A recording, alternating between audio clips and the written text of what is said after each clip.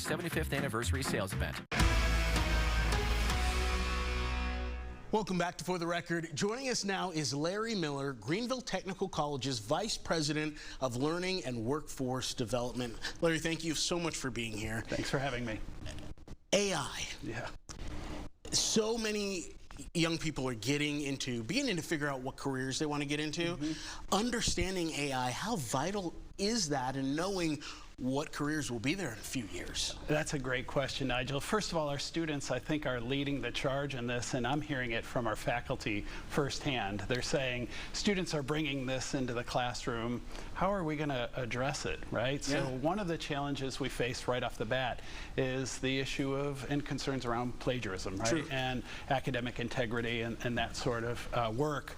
One of the interesting challenges we struggle with is, do we enter into an AI arms race? So do we buy AI detection software to try to track the AI systems down that students may be using? And right now we don't feel that that's a viable pathway. But what we do think is viable is helping students understand how their industry is going to change, making sure that they are ready to understand how to use AI tools to bring those into the workforce and be ready to be competitive for their job and career. Yeah, I mean, I remember when I was in college, you'd go to the library and look up stuff in books. Yes. But then I would take sections of what I'm reading and I would put that into my report. Yeah. And obviously I would have to cite where I got it from. Sure.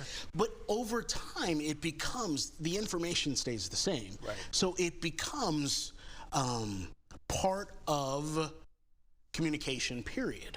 Yes. Now we're in this stage of life, you're adding AI. Right. It's got to be so hard to figure out where it comes from and who's saying it and how to cite it. Indeed, yes. So first of all, faculty have to be really clear about what expectations are around its use. So that's a given.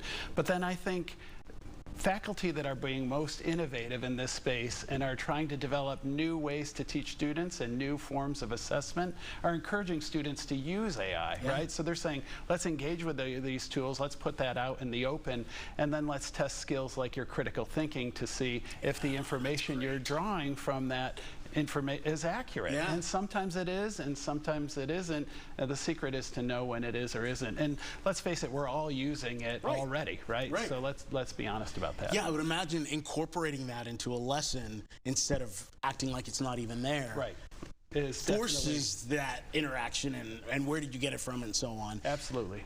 But then on the flip side, there are so many careers that are using AI that I would imagine your students need to learn. Yes.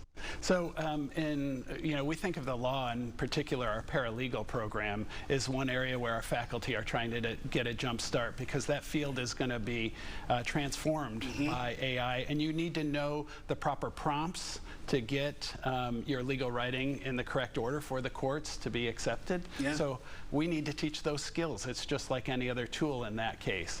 But then there's other areas. We prepare students for skilled trades, and one area we discovered recently is AI is coming to the welding industry, which blew our mind. We didn't understand how that would work.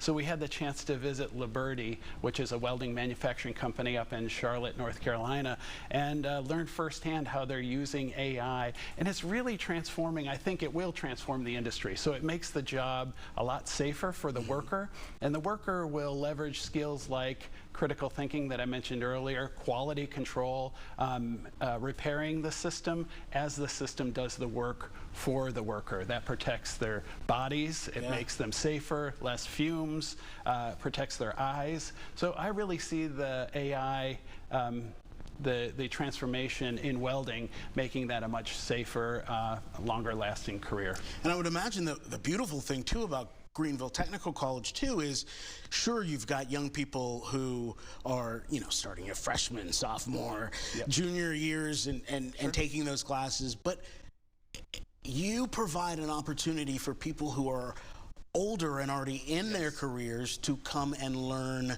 and better themselves. To put themselves ahead of the game. Absolutely. So just back to the welding example, we have 400,000 welding shortage right now, and we are graduating. One is retiring for every 4 that retire, pardon me, 1 is graduating from a welding program. Wow.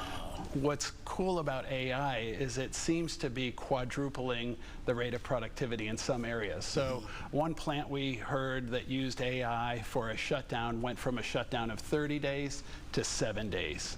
Wow. So all of a sudden the idea that we need 400,000 welders, it might be 200,000. That might be a more doable gap to fill than what the gap we're facing now. So the productivity impact is huge. We definitely want to retrain workers to work with that new technology. And we also want to bring that technology here to Greenville so that local businesses can experiment with it firsthand and integrate it into their production. Yeah, and I imagine healthcare too. Absolutely. Oh, yeah. Yeah, definitely. Radiology has been a leader in this space for a long time. Many of our scans are already being read overseas. You're probably familiar with that. And I think that space is going to change tremendously over the next few years. And obviously, we built a new imaging center in our new Prisma Center for Health and Life Sciences. Yeah. So one thing AI can't fix is you're still in a charged environment where you've got